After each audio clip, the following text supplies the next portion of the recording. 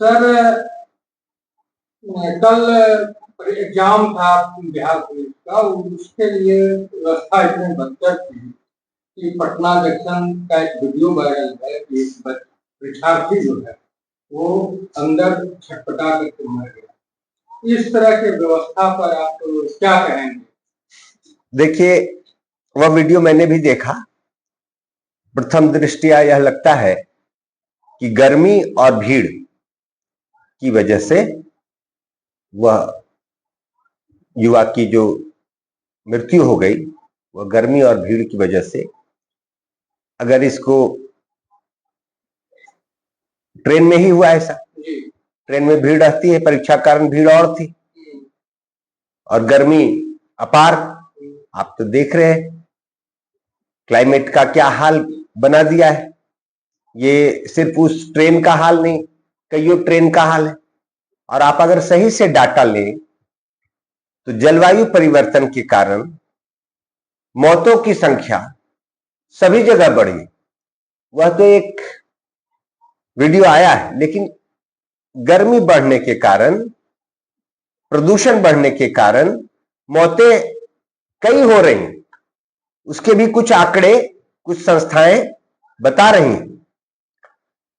तो तत्काल तो ये नहीं कर सकते कि भाई ट्रेन में सभी बॉगी में एसी लगा दो। वह जनरल स्लीपर टाइप का या जनरल बॉगी था, जनरल बॉगी है, उसी ट्रेन में नहीं है, कई ट्रेन में है।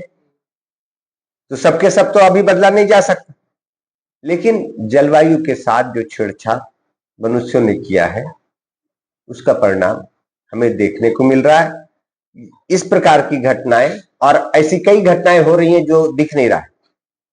अभी भी वक्त है, लोग सजग हो जाए, सरकार सजग हो जाए। सर, कल बेगूसराय के एक शहर में बैठक हुई शिक्षा को लेकर।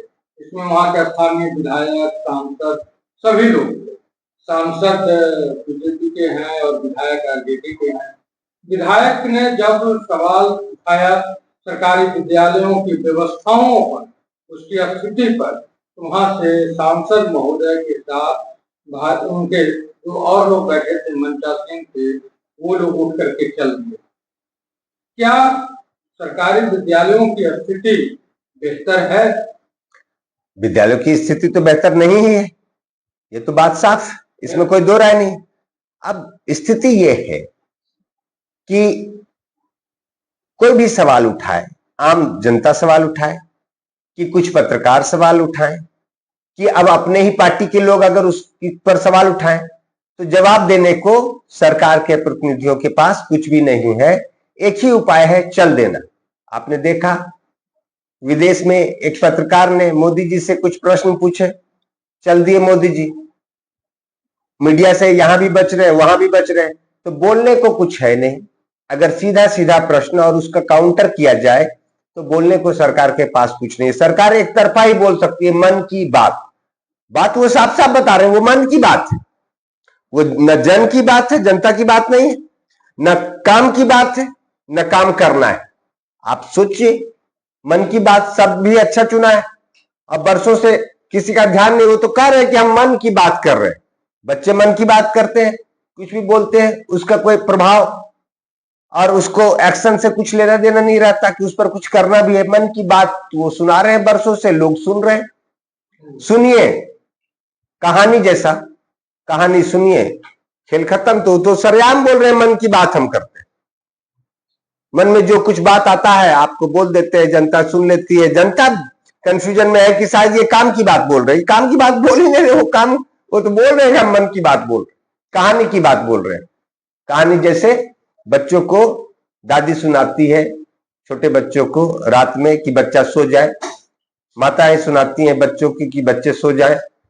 तो वही कहानी मन की बात के रूप में देशवासियों को सुनाते रहे वर्षों से प्रधानमंत्री, कि देशवासी सोए रहे, लेकिन अब देशवासी जाग गए तो दिक्कत हो गई है, तब मंच छोड़ के जाना पड़ रहा है, भागना पड़ रहा है। इंग्लैंड में सर एक घटना घटी है जो सामने आया है।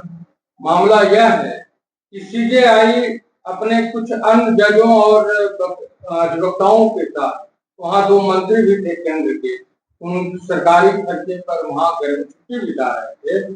कल एक पत्रकार ने सीजेआई का मुंह बंद कर दिया कुछ सवाल पूछ करके। वह भी जिस तरह से हमारे प्रधानमंत्री महोदय वहां से निकल गए, उसी तरह से सीजेआई भी। कहने का मतलब ये है कि इंग्लैंड में किसी बड़े सरकारी पदाधिकारी पर, इंडियन पर पहली बार इस तरह से बेइज्जत होकर के हटना पड़ा। क्या कहेंगे आप? तो अमेरिका की गुलामी तो करवा ही थी प्रधानमंत्री नरेंद्र मोदी जी ने, और जब गुलाम कोई हो जाता है, चाहे किसी का गुलाम हो, तो अन्य लोग भी उसको उसी नजरिए से देखते हैं कि कोई गुलाम है, जानते हैं। पहली बात तो सीजीआई से पूछा था प्रश्न, तो उत्तर देना चाहिए था। क्या समस्या थी? आप वाजिब उत्तर देते। इसका मतलब प्रश्न का आपके पास वाजिब उत्तर नहीं था, या वाजिब उत्तर जो था वह बोलने लायक नहीं था। बोलने लायक नहीं रहेगा तो आपको चुप करा दिया, आप खुद चुप हो जाए, आपको बोलने से कौन रोका?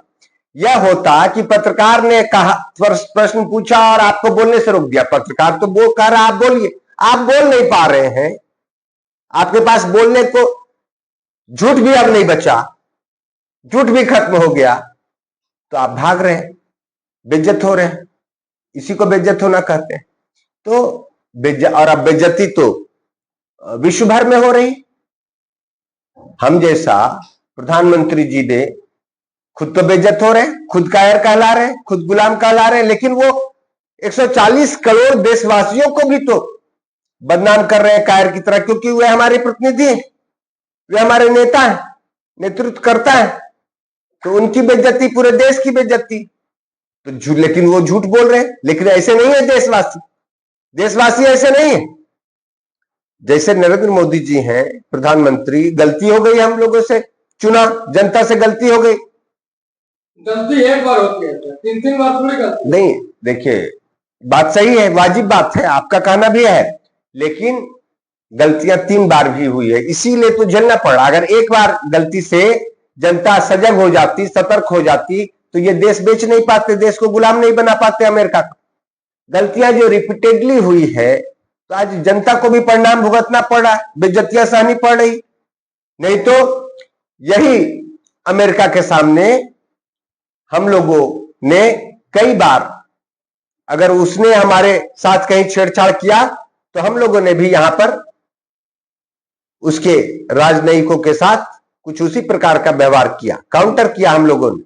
आपको याद होगा अमेरिकी राजदूत जहां रहते हैं कार्यालय दिल्ली में, वहां से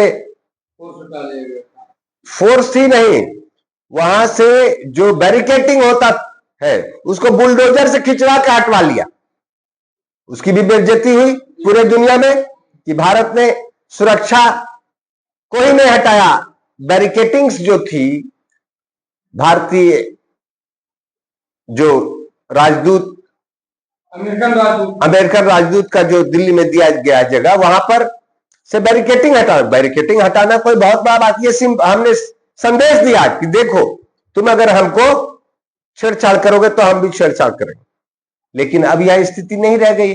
अमेरिका तो कर ही रहा है जो करना है, अब दूसरे देश भी अब बेइज्जत कर रहे हैं, बोलने को हमारे पास कुछ है नहीं।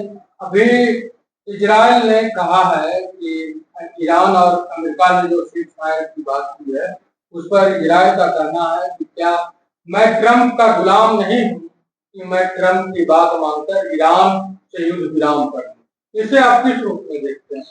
देखिए, पहले तो जो आज सुबह हमने भी खबर सुनी, थोड़ी देर बाद फिर ईरान ने जारी किया।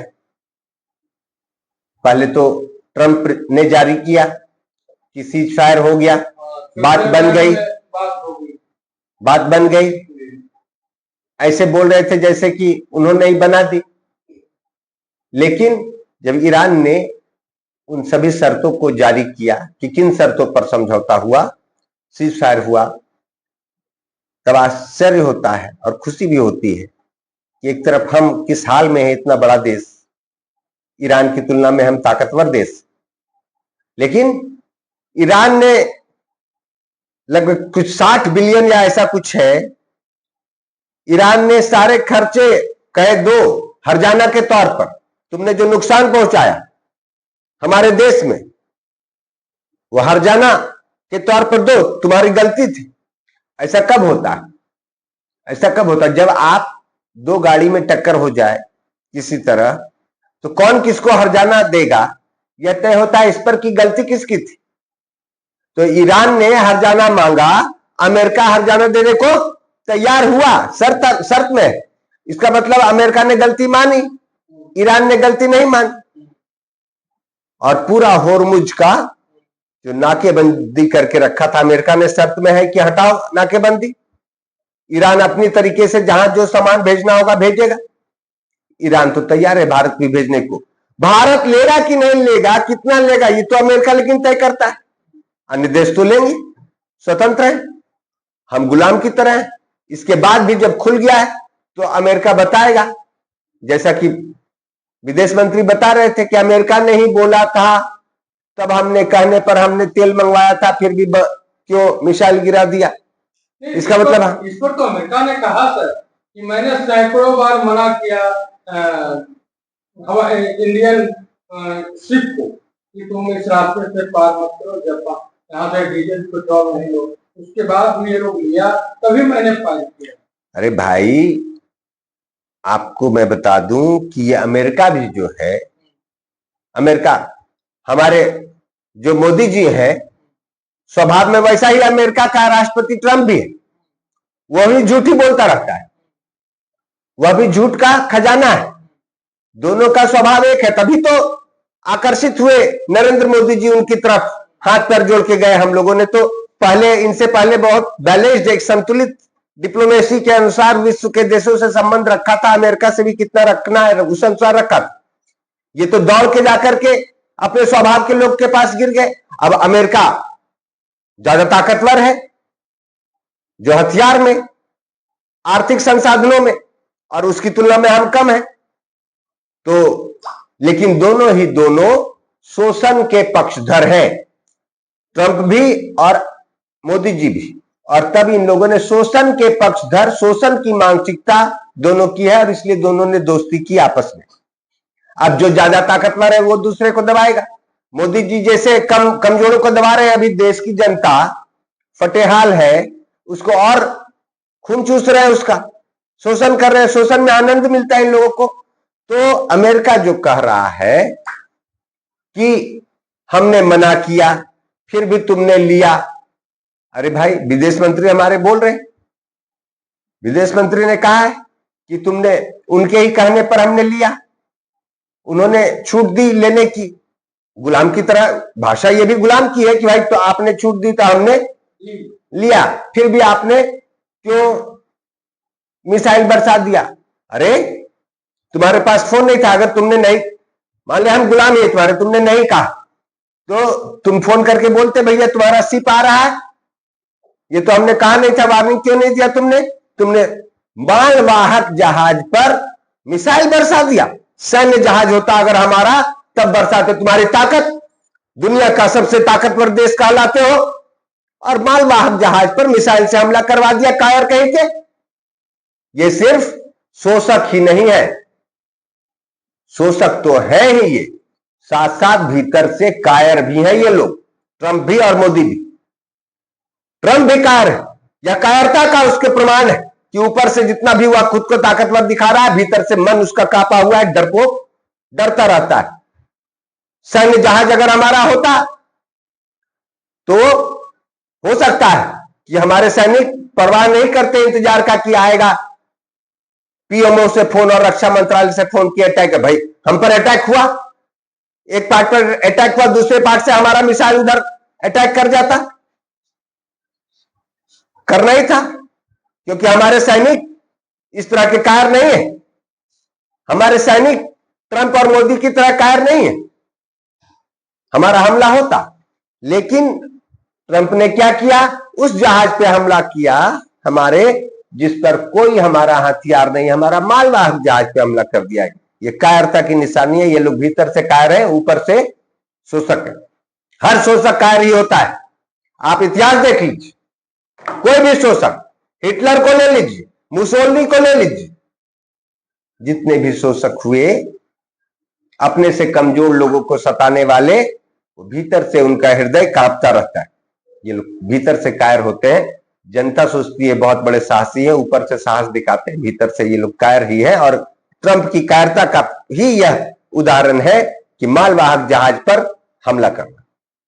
भारत के प्रधानमंत्री सर अभी गए हुए हैं विदेश के दौरे पर, G7 का मीटिंग था, फ्रांस गए और वहाँ उनका स्वागत जो है हुआ और वो नाच गान देखने में मग्न हो गए। भारत के लोग भूख से, महंगाई से, बेरोजगारी से और पेट्रोलियम पदार्थ के अभाव से लड़ रहा है और हमारे देश के साथ साथ नाच गान का आनंद ले रहा है। क्या कहेंगे? लेकिन जब भी कोई प्रधानमंत्री अथवा विदेश मंत्री अथवा भारत का एक पुराना सम्मान रहा है, जिसको ये खो रहे हैं लगातार, काफी खोया, लेकिन पुराना जो सम्मान रहा है, दूसरे देशों में जाने पर वे स्वागत, उन देशों के लोग स्वागत की कुछ व्यवस्थाओं को रखते हैं, करते हैं, तो इस पर उनको कुछ कहा नहीं जा सकता कि भाई आप रोक दीजिए। तो यह उन लोगों के, उन देशों की अपनी व्यवस्था है। बावजूद इसके, क्योंकि अभी हम लोग एक संकट के काल से गुजर रहे हैं, देश एक संकट के काल से गुजर रहा है। खुद प्रधानमंत्री ने कबूल किया कि यह आर्थिक संकट का दौर है। खुद आकर के उन्होंने बताया कि विदेश मत जाना, सोना मत खरीदना, तेल कम खपत करो, गाड़ी कम चढ़ो, ऑनलाइन क्लास करवाओ। खुद कहा है, खुद घोषित किया है कि ये कभी देश आर्थिक संकट के दौर से गुजर रहा है, खुद बोला है। तो ऐसे समय में एक समझदार व्यक्ति, नेता को तो होना ही चाहिए समझदार, एक साधारण समझदार व्यक्ति की भी समझ होनी चाहिए कि खबर कर देते हैं उन देशों को कि अभी हम लोग कुछ संकट के दौर से गुजर रहे हैं, जो वार्ता करने आए वो तो करेंगे, लेकिन इस प्रकार के कोई मनोरंजन से जुड़े कार्यक्रम अभी नहीं रखने हैं। वो खबर कर दिया जाता और उसके पीछे हकीकत बता दी जाती, जो इन्होंने सार्वजनिक तौर पे बताया है देशवासियों को। सब लोग जानते हैं, पूरा विश्व, कि भारत आर्थिक संकट से गुजर रहा है। ये हम लोग नहीं कर रहे, ये तो मोदी खुद कहा है उन्होंने, तो बता देते तो ये सब मनोरंजन के कार्यक्रम से जुड़े कार्यक्रम हटा दिए जा सकते थे, लेकिन उन्होंने कहा नहीं, वो उसी में डूब गए। तो इनको भीतर से तो खुद मनोरंजन में, जनता को बता दिया मुश्किल में रहो, और खुद ये और इनके उद्योगपति मित्र, ये लोग तो भीतर से मनोरंजन में। तो मनोरंजन के कार्यक्रम हुए तो उसको अटेंड किया। आप सोचिए ना, कहीं जब एक व्यक्ति जाता है, घर में कोई घटना हो जाती है, दुर्घटना हो जाती है, आर्थिक संकट में देश दुर्घटना ही, कोई दुर्घटना हो जाती है तो कोई बुलाता है कहीं, तो बोला ठीक है, लेकिन ये अभी ये मत लगाना, टिक्का मत लगाना, तो अभी ये नहीं करना, माला मत पहनाना। अभी एक होता है, पहले से कन्वे कर देता है, क्योंकि जहां जा रहे हैं पता है कि वहां इस प्रकार की व्यवस्थाएं होंगी, तो मना कर दिया जाता है। लेकिन नया कपड़ा मत देना, मना कर दिया जाता है पहले से। लेकिन प्रधानमंत्री जी की समझ कहीं से भी अंतर्राष्ट्रीय मामलों को संभालने योग्य नहीं है, यही हकीकत है। इनकी यह समझदारी है। वहीं फ्रांस में राष्ट्रीय गीत गान बज रहा है। राष्ट्रीय गान की व्यवस्था यह है कि जहां आप हैं और गान शुरू हो जाए तो खड़े हो जाना है, सावधान की मुद्रा। हमारे देश के प्रधानमंत्री, गान चल ही रहा था राष्ट्रीय गान, और ये वहां से निकल गए। क्या कहेंगे, इस तरह से राष्ट्रीय गान का अपमान नहीं होता है क्या? पहले भी हुआ है, अमेरिका या किसी अन्य कंट्री में भी हुआ है, पहले भी हुआ है प्रधानमंत्री जी से ऐसा, ये पहली बार नहीं है। तो राष्ट्रीय गान को इन लोगों ने कब माना राष्ट्रीय गान? अगर आप नींव में देखें तो भाजपा से जुड़े जो लोग हैं, आरएसएस के लोग, नहीं चाहते थे आजादी। ये सच्चाई, आजादी मिल गई, वे गुलामी चाहते थे और गुलामी तक पहुंचा दिया, दरवाजा में प्रवेश करा दिया, अमेरिका की गुलामी में प्रवेश करा दिया। तो वो गुलामी वो आजादी चाहते ही नहीं थे, लेकिन फिर भी आजादी जब मिल गई, आजाद रहकर, और आजादी क्यों नहीं चाहते थे? इसलिए नहीं चाहते थे कि कोई भी व्यक्ति जो शोषण को पसंद करता है वह आजादी नहीं चाहता, वह चाहता है गुलाम रहे। मानसिकता का मामला है यह। तो ये जो समझ, जो विचार है आरएसएस की, आप सिंपल समझिए ना, यह तो डॉक्यूमेंटेड है, इसके पर तो इतिहास में साक्ष्य है कि आरएसएस नहीं चाहता था देश की आजादी, यह क्लियर है। तो आरएसएस क्यों नहीं चाहते थे भैया, इसके पीछे कारण होगा। तो मानसिकता सिंपल है कि शोषण पसंद लोग आजादी नहीं चाहते, तो ये गुलामी तक पहुंचा दिया। उसी अनुसार चल रहा है कि भैया किसी तरह इस आजाद देश को, जो हमारे नहीं चाहने के बावजूद हम चाहते थे गुलामी रहे, फिर भी आजाद हो गया, हम कुछ नहीं कर पाए, रोक नहीं पाए, तो चलो अब हमको मौका मिला, सत्ता ताकत कुछ मिली, इसको गुलामी तक पहुंचा दो। अमेरिका के गुलामी के दरवाजे में घुसवा दिया।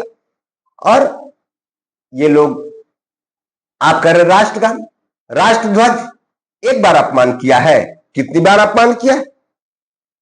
आप भारतीय प्रधानमंत्री के अनुकूल बातें सोचकर पूछ रहे हैं प्रश्न। आप यह तो सोचकर नहीं पूछ रहे कि इनकी समझ और इनकी सोच क्या है। इनकी समझ और सोच तो राष्ट्रगान, अगर इनको